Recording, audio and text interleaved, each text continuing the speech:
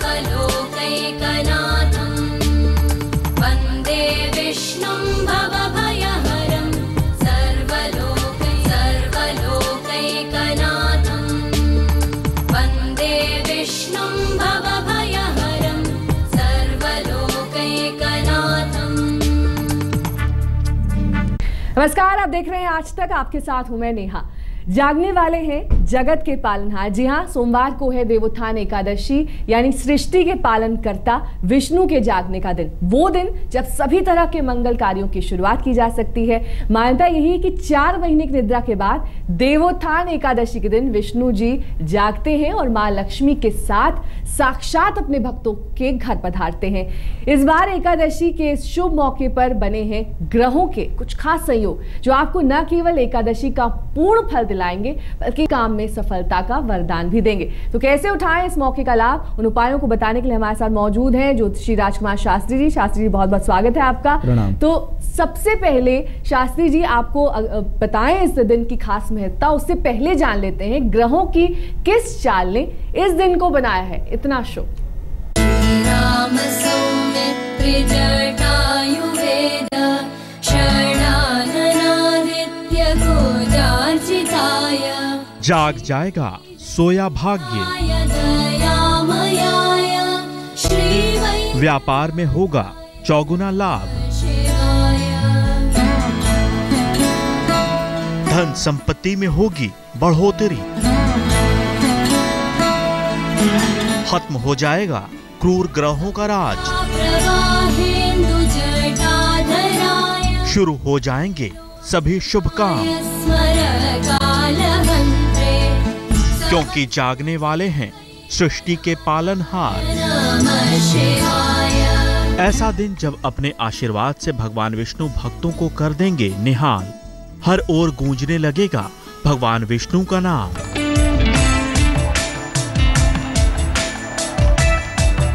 चार महीने के लंबे इंतजार के बाद भक्तों को दर्शन होंगे साक्षात अपने भगवान के। 4 महीने बाद भगवान विष्णु खोलेंगे अपने नेत्र और कर देंगे भक्तों को निहाल। हृदये कलये विमलं चरणं भव शंकर देशिक मे शरणं। 4 महीने के लंबे इंतजार के बाद आने वाले हैं खुशियों के दिन, जब आपके घर परिवार में शहनाई तो गूंजेगी ही, धन दौलत भी छप्पर फाड़ कर बरसेगी, क्योंकि खुलने वाले हैं भगवान विष्णु के नेत्र, जो बरसाएंगे अपनी असीम कृपा। शंकर देशिक मे शरणं। सोमवार को देवोत्थान एकादशी है, यानी भगवान विष्णु के जागृत होने का दिन। कहते हैं जिसने भी इस दिन भगवान को प्रसन्न कर लिया, उनकी पूजा कर ली, उसे मिल जाएगा साक्षात भगवान का वरदान। हर कामना पूरी होगी और ग्रहों के क्रूर होने से आने वाली मुश्किलें भी चुटकियों में दूर हो जाएंगी। भवता जनता सुहिता भविता निज बोध विचारण चारुमते। देवोत्थान एकादशी का ये दिन इस बार और विशेष हो गया है, क्योंकि ये आया है पूर्वा भाद्रपद नक्षत्र में, जो कि गुरु का नक्षत्र है। इसके अलावा एकादशी पर 2 महत्वपूर्ण योग बन रहे हैं, जहां एक तरफ कर्क राशि में मौजूद उच्च के गुरु और एकादशी के दिन गुरु के नक्षत्र के मेल के कारण हंस योग का निर्माण हो रहा है, तो वहीं मंगल गुरु की राशि धनु पर बैठकर अष्टम दृष्टि कर्क राशि को देख रहा है, जिसमें गुरु मौजूद हैं, जिसके कारण शत्रुहंता योग बन रहा है। आम भाषा में कहें तो हंस योग के कारण जातक को दीर्घ आयु, धन धान्य और आरोग्यता की प्राप्ति होगी, तो वहीं शत्रुहंता योग के कारण जातक के शत्रुओं का नाश होगा और हर काम में मिलेगी सफलता। पंडितों का कहना है कि ऐसा योग संयोग नारायण के साथ लक्ष्मी की कृपा दिलाने वाला भी होता है। ऐसे में आज आप कैसे प्रसन्न करें भगवान विष्णु को, ये तो हम आपको बताएंगे ही, लेकिन सबसे पहले बताते हैं कि आखिर भगवान की इस निद्रा की कहानी क्या है।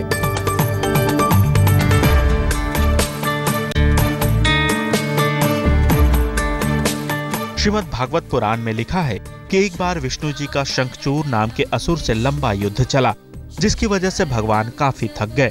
शंखचूर के वध के बाद विष्णु जी आराम करने के लिए आषाढ़ शुक्ल एकादशी के दिन योग निद्रा में चले गए और पूरे 4 महीने बाद यानी कार्तिक शुक्ल एकादशी के दिन जागे। इसी दिन को देवोत्थान यानी देव उठनी एकादशी के नाम से जाना जाता है।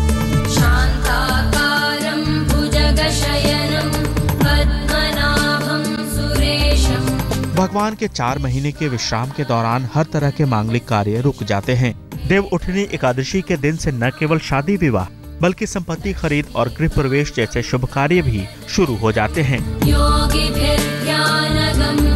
देव उठनी एकादशी के दिन भगवान शालिग्राम और माँ तुलसी का विवाह कर उनकी आराधना करने का विधान है।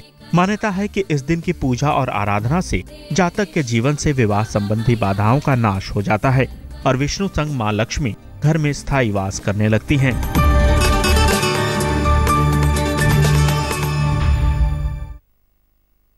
तो अगर इस दिन का संपूर्ण लाभ आप उठाना चाहते हैं तो एकादशी की पूजा आपको करनी होगी। लेकिन पूजा कैसे की जाए, शास्त्री से जान लेते हैं। पूजा करने का क्या विधि विधान है शास्त्री जी? एकादशी की पूजा का सबसे सुंदर विधान है, सुबह सूर्योदय से पहले उठ करके शुद्ध जल में स्नान करना चाहिए। एकादशी का व्रत करें और मंदिर जाकर के भगवान विष्णु का पूजन करना चाहिए। नीलकमल की माला भगवान श्री हरि नारायण को चढ़ाएं और बट वृक्ष का पूजन करें। पूजा में ऊन के आसन का प्रयोग बेहद शुभ माना जाता है। घर के ईशान कोण में तिल के तेल का अखंड दीपक जलाएं। भगवान विष्णु के सामने घी के 11 दीपक जला करके भगवान श्री हरि नारायण को प्रसन्न करें। कांसे की कटोरी में 30 मालपुए रख करके 7 बार धागे से बांध करके ब्राह्मण को दान कर देना चाहिए। विष्णु सहस्त्रनाम का पाठ बेहद लाभकारी होता है। एकादशी को ओम नमो भगवते नारायणाय इस अष्टाक्षरी मंत्र का जाप तुलसी की माला में करना चाहिए। साधु संतों को वस्त्र और फल का दान करें, इससे विशेष प्रसन्न होते हैं भगवान श्री हरि नारायण। चलिए, ये तो आपने बता दिया कि क्या कुछ करना चाहिए, लेकिन क्या नहीं करना चाहिए ये भी हमारे दर्शकों को बताइए। जी, बहुत आवश्यक है ये जानना कि आखिर करना क्या नहीं चाहिए। किसी का अनादर नहीं करना चाहिए। कुछ खाने पीने की वस्तुएं हैं जैसे मसूर है, चुकंदर है, दही, शहद, वैगन के, इन सभी चीज़ों को खाने से परहेज करना चाहिए। इनका सेवन व्रत में नहीं करना चाहिए। ब्रह्मचर्य का पालन करना नितांत आवश्यक है, शरीर के लिए भी मस्तिष्क के लिए भी। भूमि पर शयन करें और शरीर में तेल लगाने से परहेज करें। रविवार को सीताफल, आंवला और सोमवार को मूली, मंगलवार को नारियल, बुधवार के दिन तरबूज, बृहस्पतिवार को बेर और आंवला, शुक्रवार को लौकी, शनिवार को परवल का सेवन नहीं करना चाहिए। जीवन साथी का सम्मान करें। अपनी आय का कुछ हिस्सा बहन, बेटी और भतीजी को देना चाहिए। अगले 1 हफ्ते तक 7 केले बहते जल में प्रवाहित करें। ये करने से भगवान श्री हरि नारायण बहुत प्रसन्न होते हैं। और श्री हरि नारायण की कृपा बनी रहे, हम सबको धन संपत्ति का लाभ मिले, उसके लिए क्या उपाय करने चाहिए?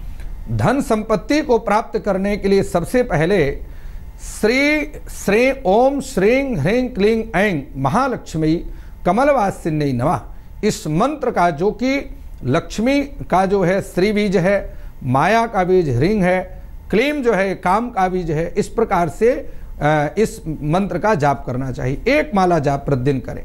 मध्य रात्रि में अगर इस मंत्र का जाप करें तो बेहद लाभकारी होता है।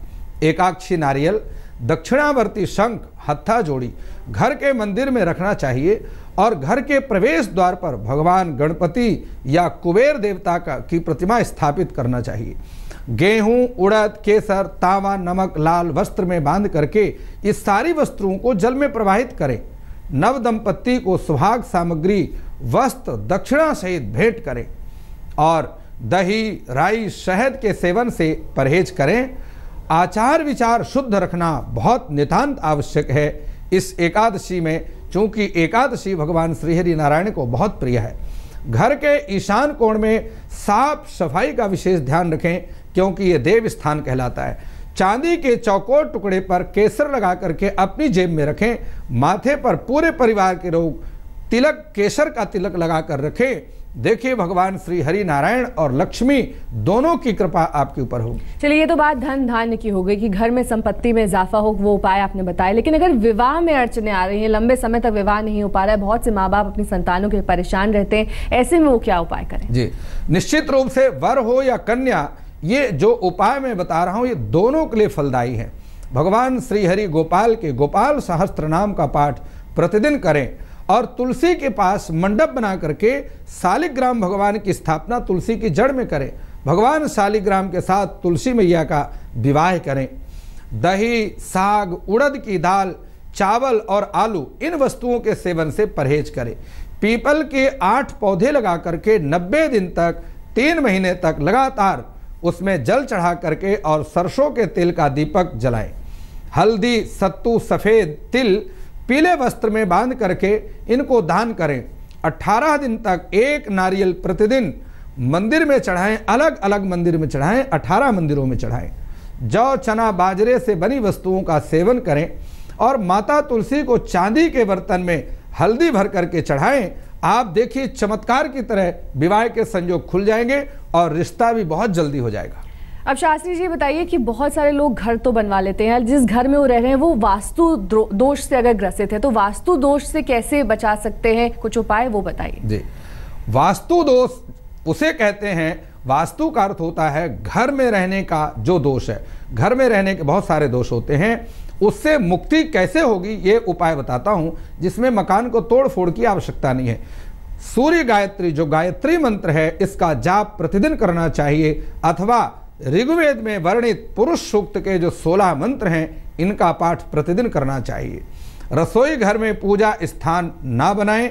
ईशान कोण पर मंदिर का होना बेहद शुभ माना जाता है। ईशाने देवता गृहम, ऐसा वास्तु शास्त्र में लिखा है।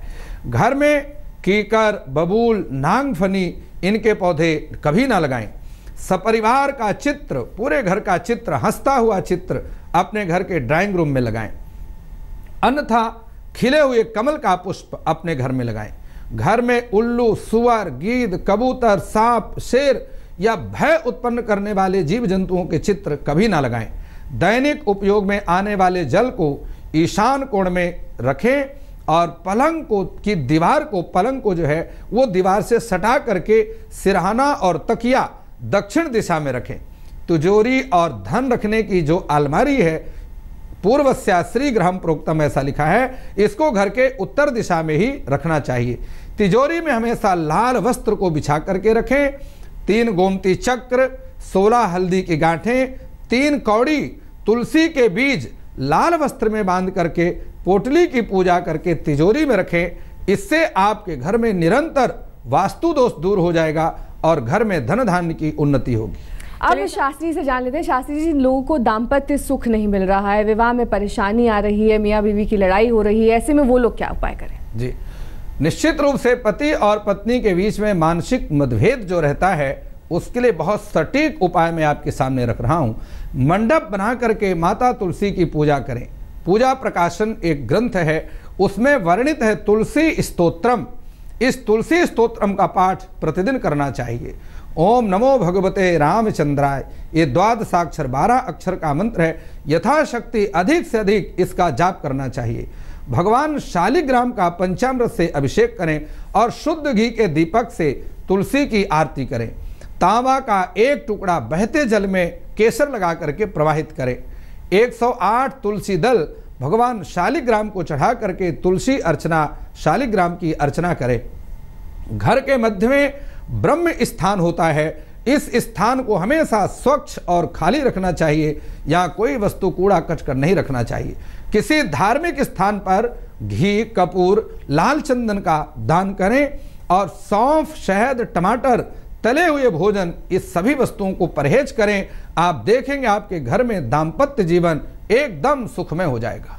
और एकादशी के दिन पितृदोष का निवारण कैसे हो, ये भी बताइए। जी, एकादशी वर्ष में 24 एकादशियां होती हैं। इसमें हरि प्रबोधनी जो देवोत्थानी एकादशी, ये सर्वोपरि है।